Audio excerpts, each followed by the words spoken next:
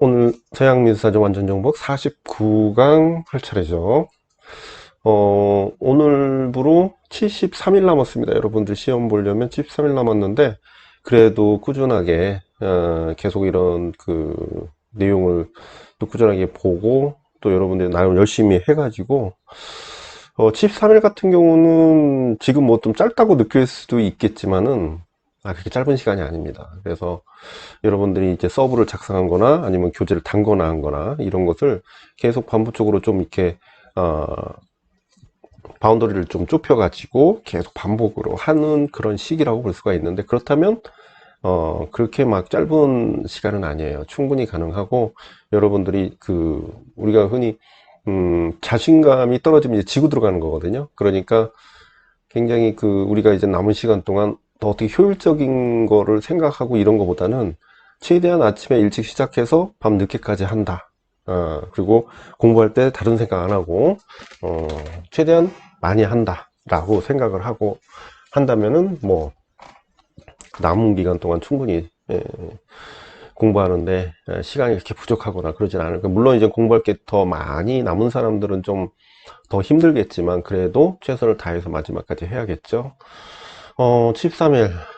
예, 저도 좀 조바심이 많이 생기고 그렇지만, 그래도 이제 코로나로 인해 가지고 뭐 직장분들이 이제 왔다 안 왔다 해 가지고 저도 약간 뭐 좀 일정하게 오거나 그러면은 좀 이렇게, 그럴 텐데 좀 안정감이 있을 텐데, 뭐 때문에 또 이제는 또 빠지고 또 다른 분들이 또 교체되고 뭐 이런 상황이 벌어지고 있는데, 역대 뭐 이런 일이 없었는데 아무래도 이런, 음, 코로나가 무섭긴 무섭죠. 그래서 저 같은 경우도 2주에 한 번씩 선제 검사를 받고, 저번에 받았고, 그 다음에 요번에 명절 지나면 한번 선제 검사 받아가지고, 여러분들 이제 직강생분들 같은 경우는 이제 좀 대면으로 문제에 대해서 서로 이렇게 소통하는 시간이 좀 길기 때문에, 아무래도 그냥 그런 부분에 있어서 물론 다 백신은 다 맞긴 했지만, 그래도 혹시나 수강생분들 중에서는 컨디션이나 뭐 여러 가지 어떤 이유로 안 맞으신 분도 있을 거예요. 그렇기 때문에 제가 좀 조심해야겠죠. 그래서 쇠질을 하러 가야 되는데, 헬스장 가서 이제 쇠질을 좀 해야 되는데, 혹시나 거기서 또 걸릴까봐 가질 못하네요. 빨리 위드 코로나로 전환돼 가지고 조금 여유가 있으면 좋겠습니다.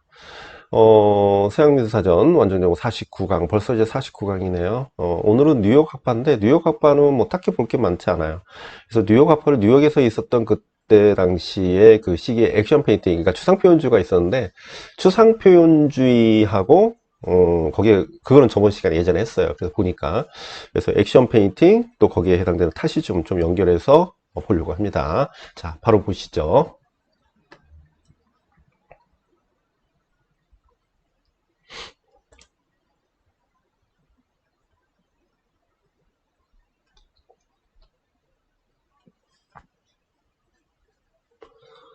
자, 뉴욕 학파가 이제 뭐냐? 이제 용어로 봤을 때 뭐, 그냥 있으니까 잠깐 봅니다. 대신에 거기에 곁다리 칠 것들이 있어서 같이 보는 거고요. 그냥 넘어갈 수 있는 부분은 아니고. 그래서 1940년대, 1940년대에서 50년대면 우리가 알다시피 추상표현주의가 득세를 했던 시기라고 볼 수가 있어요. 그래서 1940년대에서 50년대, 그러니까 2차 대전이 바로 끝난 시기라고 볼 수가 있죠. 1945년이니까, 이제 그때 바로 이어진 거고, 그래서 미국의 뉴욕에서 활동한 추상표현주의, 그래서 추상표현주의 화가들이 일컫는 말을 뉴욕 아빠라고 하는 거예요. 이들이 전위적 작품 활동은 주로 아방가르드, 그래서 미술의 근거지가 프랑스 파리에서 미국 뉴욕으로 옮겨지게 됐다라는 건데, 그것은 뭐냐면 원래 미술의 중심은 이탈리아, 이탈리아고 이제 유럽입니다. 프랑스, 영국을 중심으로 해서, 프랑스, 특히 프랑스를 중심으로 해가지고 유럽 국가의 전유물이라고 할 수 있을 정도로 미술에 대한 모더니즘이 이제 유럽 중심이라고 볼 수가 있어요. 그런데 전쟁으로 인해서 사람들이 이제 다 미국으로 피난을 가고, 또 그런 예술가들이, 평론가들이 미국으로 가게 되죠. 그러면서 그런 부분들이 뉴욕으로 옮겨지게 됐다라는 그 뜻이고요. 뉴욕 화파에 포함되는 1세대 작가로는 데쿠닝이 있고, 그 다음에 거루키가 있고, 그 다음에 호프만, 클라인, 전부 이제 추상표현주의. 플라인은 뭐, 그 추상표에 있다가 이제 저 생면회화로 간 거고, 머더웰이라든가 뉴먼도 이제 생면, 제가 잭슨 폴락, 그 다음에 로스코, 고틀립, 뭐 이런 사람들이 쭉 있죠. 거기다 이제 여기 보면 이제 이따가 나중에 나오는 필립 커스턴도 여기 나와요. 이따 나옵니다. 어떻게 하다 보니까 연결이 되는데, 이후 추상표현주의를 대변하는 평론가 클레멘트 그린버그와 로젠버그 후기 회화 추상의 대표적 주자, 그 다음에 스텔라 등이 뉴욕 화파에 포함되고 있다. 그래서 이제 뭐 그린버그와 로젠버그는 형식주의의 대표적인 양식을 추구하는 평론가죠. 그래서 회화의 평면성, 그러니까 추상을 추구하는, 그리고 추상에 해당되는 그런 작품들이 최선이라고 볼 수 있는 것이고, 그 다음에 로젠버그는 잭슨 폴록의 그 제스처 드로잉, 제스처의 그 페인팅에 대한 어떤 행위적인 요소에 집중을 했던 사람입니다. 그래서 추상표현주의라고 했을 때,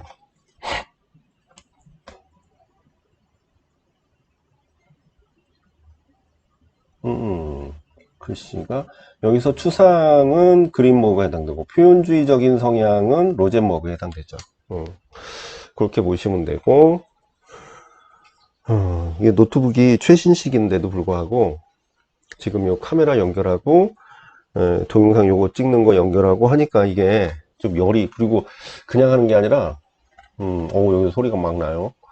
그냥 하는 게 아니라, 저기 뭐야, 이거 지금 노트북 패드, 노트북이 이제 패드가 되는 걸로 이렇게 하는데, 그게 이제 더 열이 받는 거지. 갖고, 펜 쓸 때 이게 조금 버벅대네요. 이제 좀 낫네. 자, 이렇게 보는데, 그러면은 우리가 추상표현주의를 봐야 되잖아요. 근데 추상표현주의를 저번 시간에 보니까 봤더라고요. 자, 그러면은 뭘 보냐? 아까 얘기했듯이, 액션 페인팅을 먼저 볼게요. 액션 페인팅을 보면, 추상표현주의에서 역동적이고 충동적인 페인팅 유형을 일컫는 말, 뭐 별거 없죠. 화가는 힘이 넘치는 큰 동작으로 물감을 흘리거나 흩어뿌리는데 그림에 대한 구상을 미리 하지 않았다. 자, 그림에 대한 구상을 미리 하지 않고 즉흥적이다. 즉흥적으로 그렸다라는 거죠. 즉흥적이라는 것은 우연적이라는 거예요. 그래?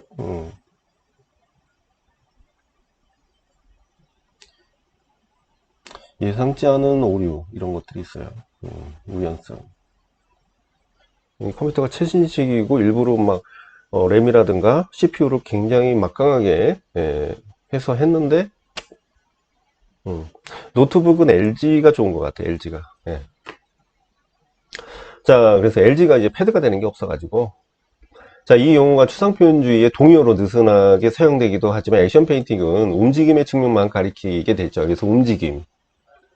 움직임의 액션 페인팅은 움직임. 그러니까 추상표현주의에서 표현주의적 성향의 액션이 들어간다면 표현주의적 성향이 강하죠. 그래서 그런 부분들을 추상표현주의 동의어로 볼 수는 없고요. 앵프로멜 미술의 타시즘이 또 나오죠. 타시즘과 상응하는 용어라고 할 수가 있죠. 그래서 앵프로멜의 타시즘, 요걸 이제 같이 연결해서 본다라는 거예요. 그거 이제 제가 이따 볼게요. 그래서 이 용어는 미국의 미술평가 헤럴드 로젠버그가 1952년에 아트뉴스 11호에 기고한 미국의 액션 페인팅 화가들이라는 글에서 처음 사용됐고요. 로젠버그는 액션 페인팅을 예술가의 본능적 창조력, 그래서 본능적인 창조력의 자유로운 표현을 가리키는 수단이다. 그러면은 이 로젠버그가 추구했던 액션 페인팅의 액션의 행위적인 요소는 결국은 이후에 포스트모던의 이제 퍼포먼스, 인체 예술 전부 이런 거에 영향을 주게 돼요.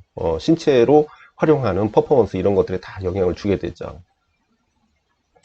그러면 페인팅 행위 자체가 완성된 작품보다는 더 중요하게 생각을 하게 되는 거예요. 그래서 그런 어느 순간 캠퍼스가 화가의 눈에 들어오면 그 캠퍼스는 사물의 재현, 재디자인 또는 분석 또는 표현하는 공간이 아니라 행위의 무대가 돼버리죠. 그래서 캠퍼스에서는 그림이 그려지는 것이 아니라 하나의 사건이 일어난다라고 하면서 액션 페인팅의 용어는 금방 정착되지만 당시 많은 비평가들은 캠퍼스가 그림이 아니라 사건의 장소라는 로젠버그의 생각을 그렇게 쉽게 받아들이진 않았다고 하죠. 그래서 그렇게 특징과 의의 봅시다.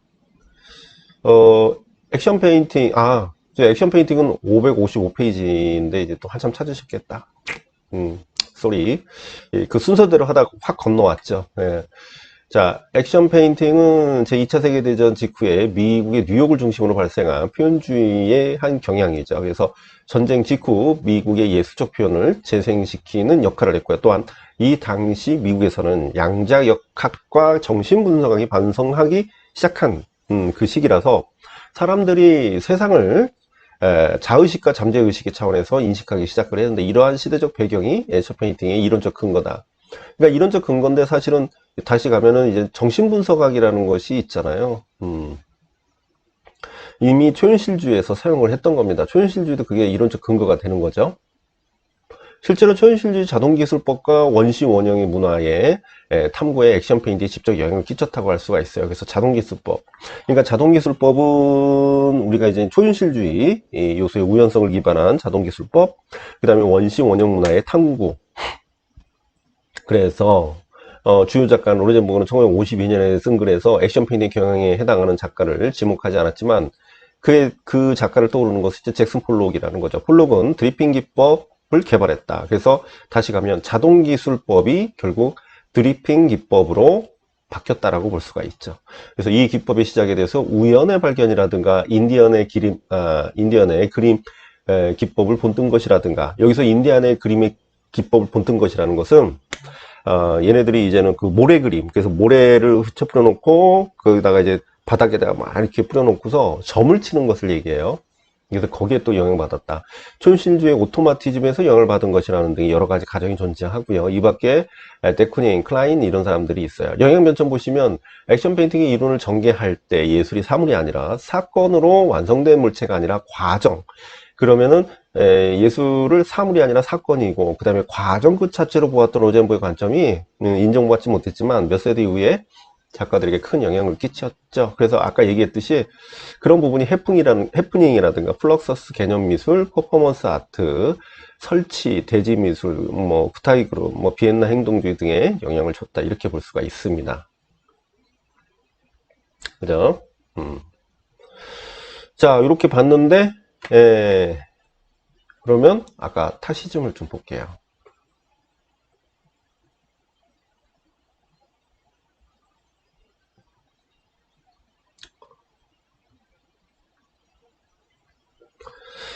아까 타시즘 잠깐 앵프르멜 나오는데, 요것도 이제 1940에서 50년대죠. 그래서 프랑스의 유행이었습니다. 프랑스 유행한 추상회화 양식입니다. 그러면 미국에서는 추상표현주의의 개념의 액션 페인팅이 유행을 했다면, 앵프르멜은 1940년대 50년대에서 프랑스를 중심으로 유럽에서 유행을 했다라는 겁니다.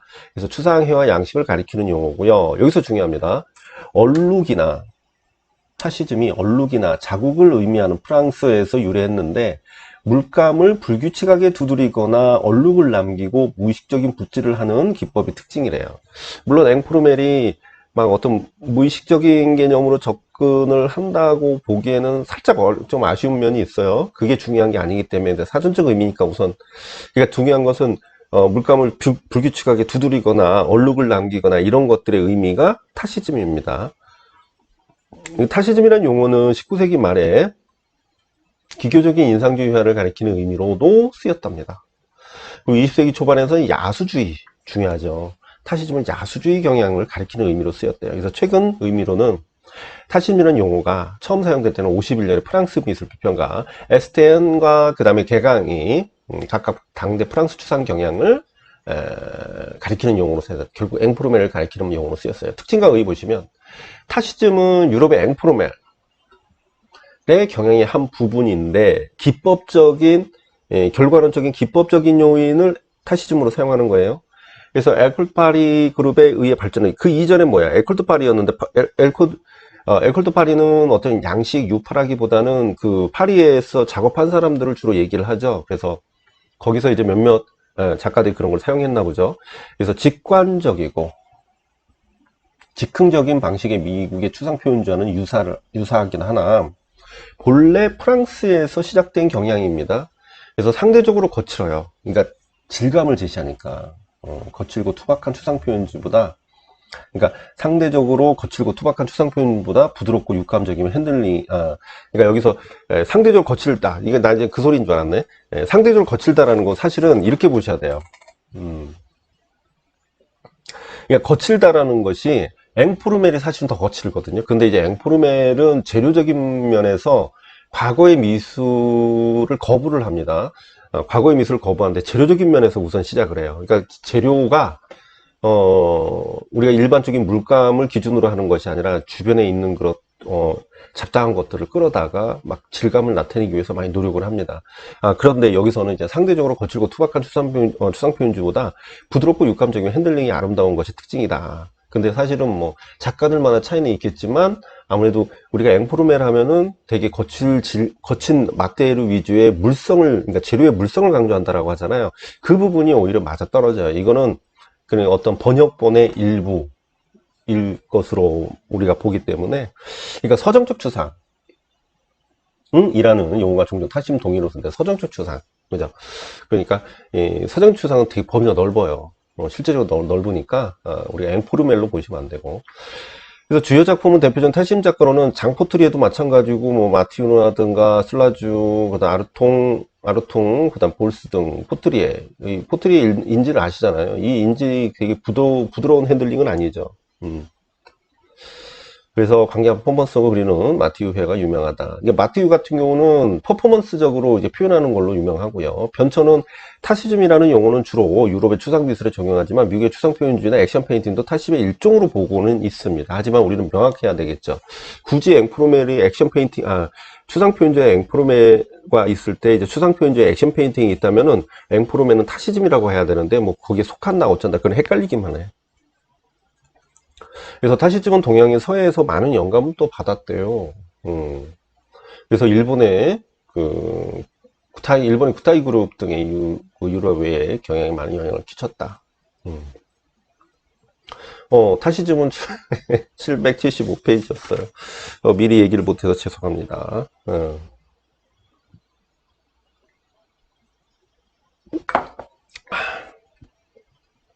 자, 그래서 타시즘까지 여기까지 보고 또 좀만 쉬었다가 이어서 또 진행하겠습니다.